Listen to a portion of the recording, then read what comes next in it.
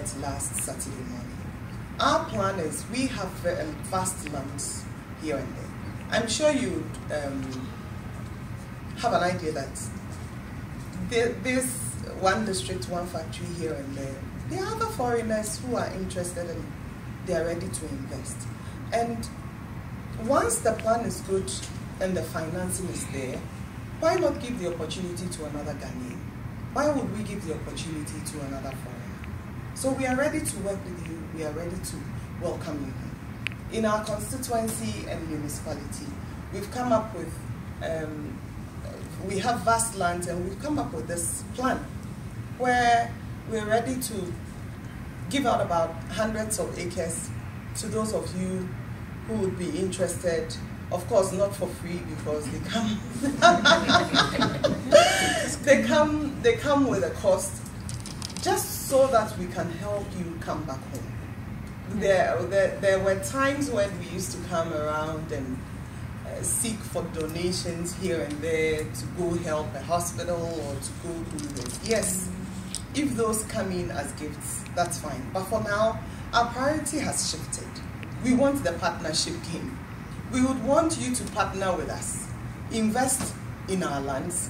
Invest in our lands. You can decide to get into an industry. You can decide to get into farming. Whatever you decide to get into, we are ready to partner with you. First of all, this will be an investment for you, where we are hoping you're going to be making some profits. And secondly, it's also going to increase employment in Ghana. So this is a win-win situation for you and then I. I'm very certain that by the end of the year, across the country, a number of municipalities will come up interested in this kind of thing, and wherever you may desire to invest in, you probably get the opportunity. But for now, I think Akuapem North, for now, opportunity is ripe. The business soils are very, very fertile and ready to welcome everybody who's ready to invest in Akuapem North. Ghanaians are not the cruel kind who would want to probably just dupe you and then run off. We only want you to understand us, understand our psyche, understand our way of life, and then just give us what we want so that we can all live together. Thank you so much for this opportunity. Welcome back, to give us a break. Well, yeah. Anyway, sorry I was late. This was supposed to be the beginning, right? But it's not too late. So, ladies and gentlemen, on behalf of the Ghana National Council, we thank you all for coming. We thank our Honorable Deputy Minister and Honorable Deputy Speaker of the House for spending the time with us tonight. I'm sure by the time we leave here, we'll take a lot of good things home.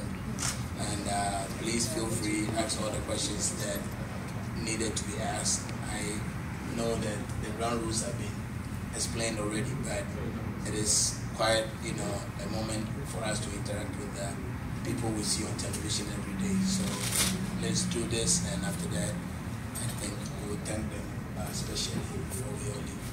Thank you. All right. I'm an independent contractor for Chrysler Dodge Motor Corporation, and I'm the youth organizer for MPP Chicago chapter. My main question and concern is about the level of crime, especially the crimes being committed by the Nigerians who've been given an opportunity to live in Ghana. In Ghana, my home is at State. About you were speaking about the investing in the land, and I wanted to know if there's a process to ensure that the land is actually available for those who want to invest, as far as if it's owned by families or chiefs, or who's the how to actually go about investing appropriately. Had is, so for us who wants to go back to Ghana and establish a business, because I can't remember your name, but the gentleman had mentioned about coming back home and establishing a business. In doing so, and we want to be able to employ the locals to make sure that the money and the knowledge that we're bringing from wherever we're from to invest it back at home, it seems to be a challenge to set up a business, a legitimate business, back at home to employ, especially if you're going to Somania, if you want to establish a business there, it's very difficult.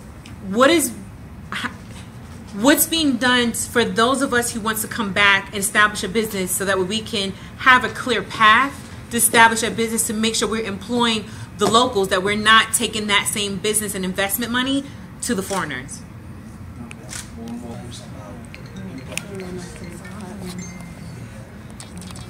And we seem to.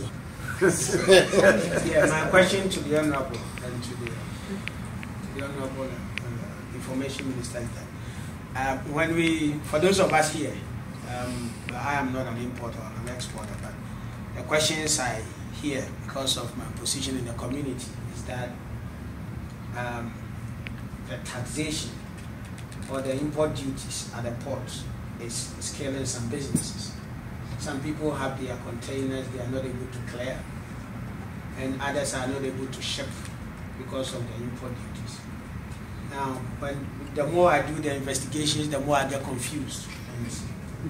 And with our honorables here, I think they can give us the insight into what is really going on. Is it a case that there has been an increase that is affecting businesses? And if it's so, what is government doing? If it is not increases, then what is it that is affecting business now that people are complaining that seem to be new? That's what I understand. Internet security is difficult to track.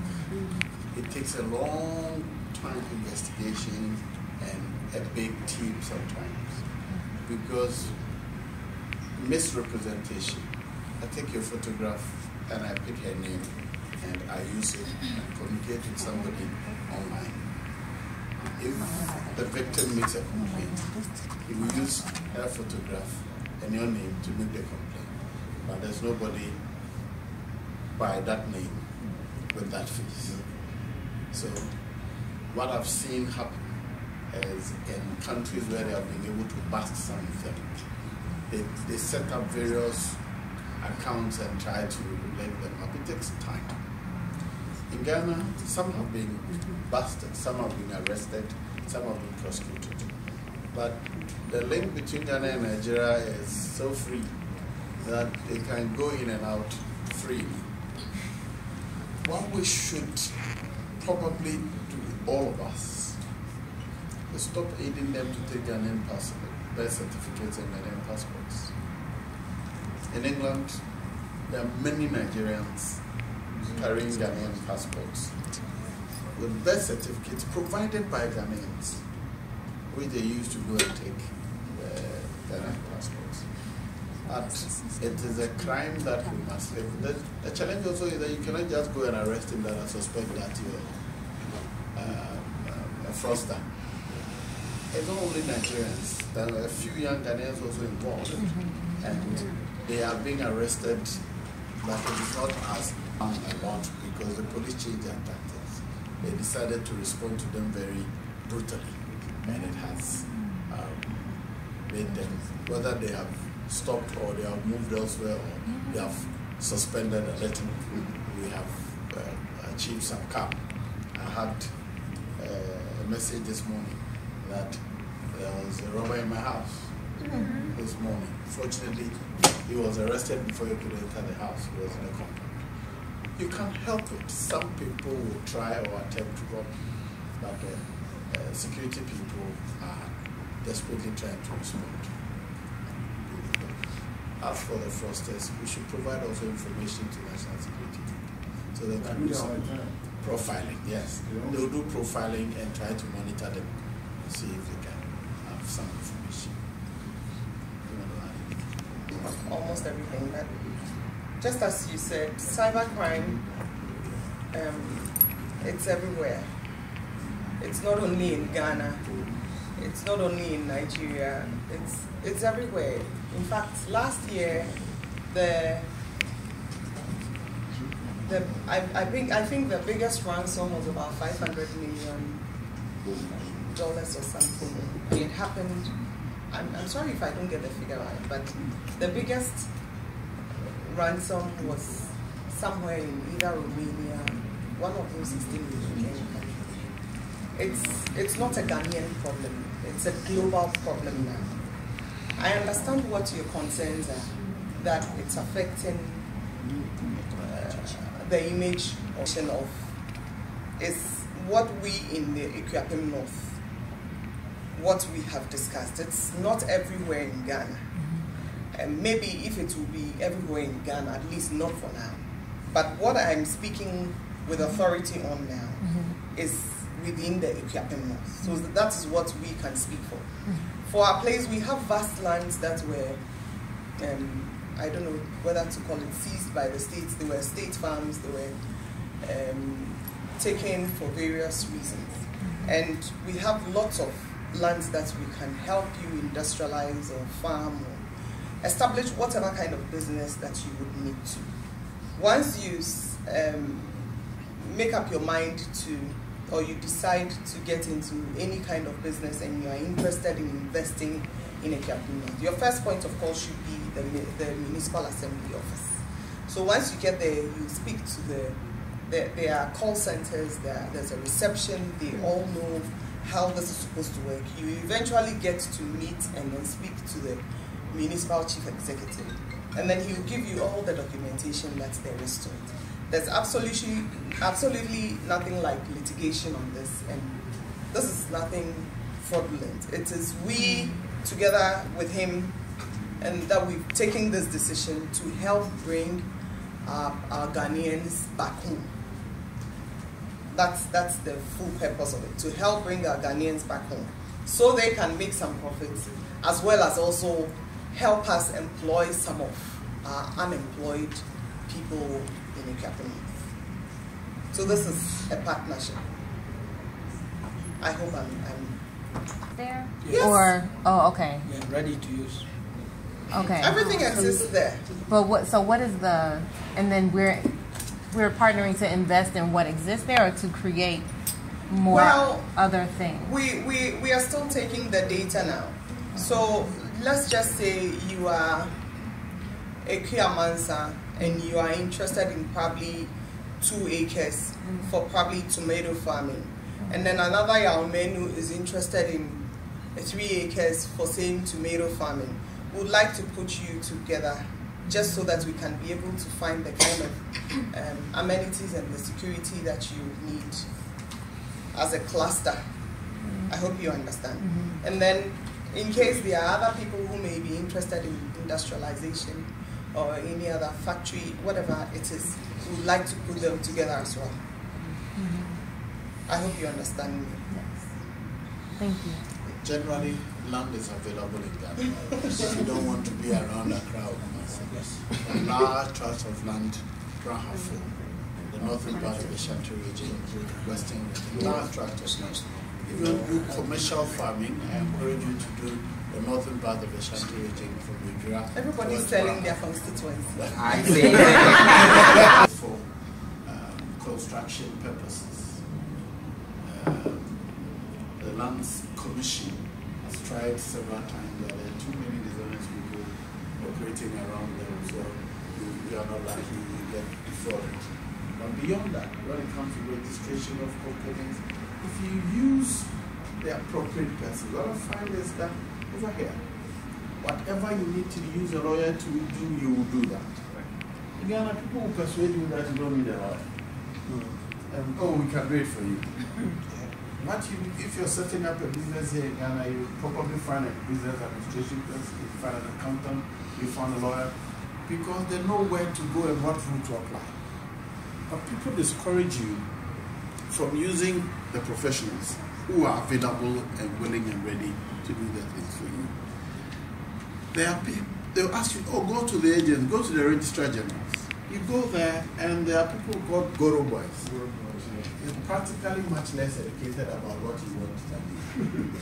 But he will present himself as having all the information so that he can take money from you. And if you're not like it, we just print you a fake document.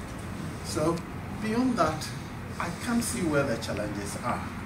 But as diasporan, I must tell you that at the office of the president, there's a desk for diasporians, where a diasporian has been put in place who is thoroughly briefed about where to go for what. So if you have started anything and you want to challenge it, go to the office of the president, the Jubilee House. Ask for the